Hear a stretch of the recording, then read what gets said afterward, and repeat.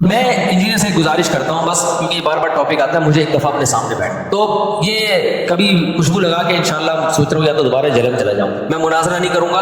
میں جیسے آپ نے ہر ایک کو سوال کرنے کی اجازت دی ہے، میں بھی آپ سے ایک طالب علم بن کے آؤں گا اسٹوڈنٹ کی حیثیت سے، بہت ادب سے، بہت تمیز سے، کوئی جھگڑا نہیں، کوئی پھٹا نہیں، ایسے بیٹھوں گا آپ کی خدمت میں، آپ کے چرنوں میں، آپ کے پاؤں میں، آپ سے سوال پوچھوں گا. آپ نے یہ جو حدیث پڑھی تھی اس دن، اس کا جو ترجمہ کیا تھا، یہ کون سی کتاب میں لکھا ہوا ہے یہ والا ترجمہ؟ سمجھ رہے؟ آپ نے جو یہ کہا تھا کہ کسی نے بھی اس حدیث کو صحیح قرار نہیں دیا، تو یہ آپ کو خواب آیا تھا، یہ کسی بزرگ نے الہام ہوا تھا، فلاں فلاں نے اس کو صحیح قرار دیا ہے، آپ نے کیسے پھینک دی؟ آپ نے جو اس دن یہ کلپ میں فرمایا تھا کہ یہ علماء دیوبند کا گڑھا ہوا عقیدہ ہے، تو یہ تو ہزاروں سال سے یہ عقیدہ چلا آ رہا ہے، تو گڑھا ہوا تو وہ چیز ہوتی ہے جو ایجاد کی ہو، تو یہ آپ نے کیسے بہت لمبی، یعنی بہت تمیز سے نا، پھینکنا کا لفظ استعمال کروں گا کہ اتنے سوالات ہیں نا، بے ہوش نہ ہو جائے نا، میرا نام بدل دینا، بھاگ جائے. وہ پتہ ہے کیا کہتا ہے؟ کلپ بازی کرو. کلپ بازی میں پھر یہ ہوتا ہے کہ وہ ایک لمبی بحث چلتی ہے نہ ختم ہونے والی، اس کے بہت سارے بھی دیکھو نا، کلپ بازی ہوئی ہے نا عدالتی خلا پہ، میں نے اتنا مدلل ریکارڈ کروایا، مان لیا اس نے، ایسا پی گیا، ایسا گھما دیا، اس کے اسٹوڈنٹ بھی کہہ رہے ہیں ہاں اس نے تو یہ دعویٰ ہی نہیں کیا. اس میں خیانت آسان ہوتی ہے، جب فیس ٹو فیس بیٹھ کے بات ہوتی ہے نا تو پھر بھاگنا بہت مشکل ہوتا ہے. اب یہ عبداللہ بن عباس والی حدیث جو ہے، جابر بن زید کہتے ہیں کہ عبداللہ بن عباس وہ کہتے ہیں میرا خیال یہی ہے کہ ظہر کو مقدم کیا تھا، عصر کو، ظہر کو مؤخر کیا تھا، عصر کو مقدم. فوراً انجینئر نے کیا کہہ دیا، کوئی حنفی نے بول دیا ہے. تو میں جب سامنے بیٹھا ہوتا میں کہتا ہے kindly excuse me sir please. ہم اسکول میں تھے نا، ایکسکیوز می ایسے اپنی مس کو جب ہم نے کو پوچھنا ہوتا تھا نا، نیس، وہ دیکھا 50-50 نیس، تو کہتا سر پلیز. پھر میں کہتا سر یہ حنفی کا الزام غلط ہے اس کے اوپر، یہ عبداللہ بن عباس کا شاگرد یہ، اور نسائی میں تو خود عبداللہ بن عباس سے منقول ہے یہ، لیکن چلو اس میں اضطراب ہے، اس میں بعض لوگ کہتے ہیں عبداللہ بن عباس کی طرف اس قول کی نسبت درست نہیں ہے. تو ایسے ایسے بلنڈر ہیں، لیکن آپ نے یعنی بالنگ بھی خود ہی، بیٹنگ بھی خود ہی، اور امپائر بھی خود ہی. ایسے میچ میں جیتنا، وہ شعر یاد کر لو بس، ہم کو دیکھ کے شرماؤ تو شرمانے کی داد بھی دیں. شاعر اپنی محبوبہ سے کہہ رہے ہر وقت شرماتی رہتی ہو نا، یہ کوئی شرمانا کوئی یہ اٹریکشن کا ذریعہ نہیں. ہم کو دیکھ کے شرماؤ تو شرمانے کی داد بھی دیں، آئینے میں دیکھ کے خود کو شرمانے سے کیا ہو. یعنی تم آئینے میں کھڑے ہو کر اپنے آپ کو دیکھ کے شرماتی رہتی ہو، وہاں تعریف کرنے والا کوئی بھی نہیں، تو اپنے ہی منہ میاں مٹھو بننا بہت آسان ہوتا ہے.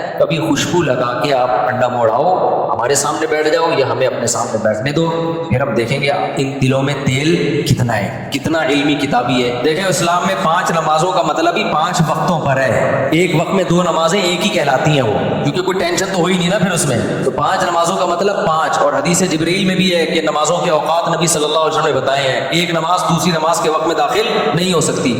حج جو ہے وہ خلاف قیاس ہے. حج کے بہت سارے کام عقل سے اور عام روٹین سے ہٹ کے کرائے جاتے ہیں. ہمیں سلا ہوا کپڑا پہننے کی اجازت نہیں ہے، ہمیں خوشبو لگانے کی اجازت نہیں ہے، اور بھی بہت سارے کام ایسے ہیں. بال کاٹنے کی اجازت نہیں ہے، حالانکہ ناخن کاٹنے کی اجازت نہیں ہے، حالانکہ عام حالات میں تو ناخن کاٹنے کا حکم ہے. تو حج میں کچھ روٹین سے ہٹ کے کام کرائے جاتے ہیں. عبداللہ بن مسعود رضی اللہ تعالیٰ عنہ کی بخاری مسلم کی صحیح حدیث ہے.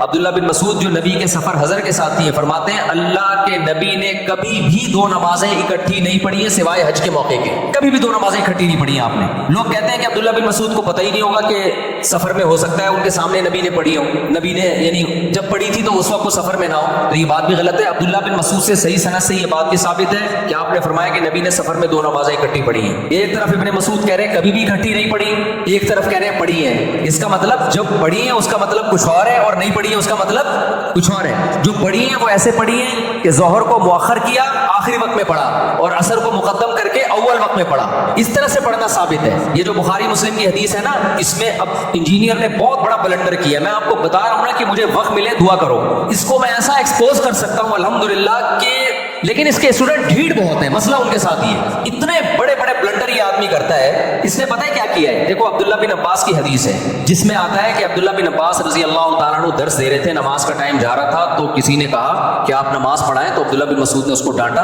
عبداللہ بن عباس، اور عبداللہ بن مسعود عباس نے ظہر کو مؤخر کیا اور ظہر اور عصر ملا کے پڑھی ہیں انہوں نے. سمجھ رہے؟ اب عبداللہ بن عباس کے شاگرد ہیں جابر ابن زید.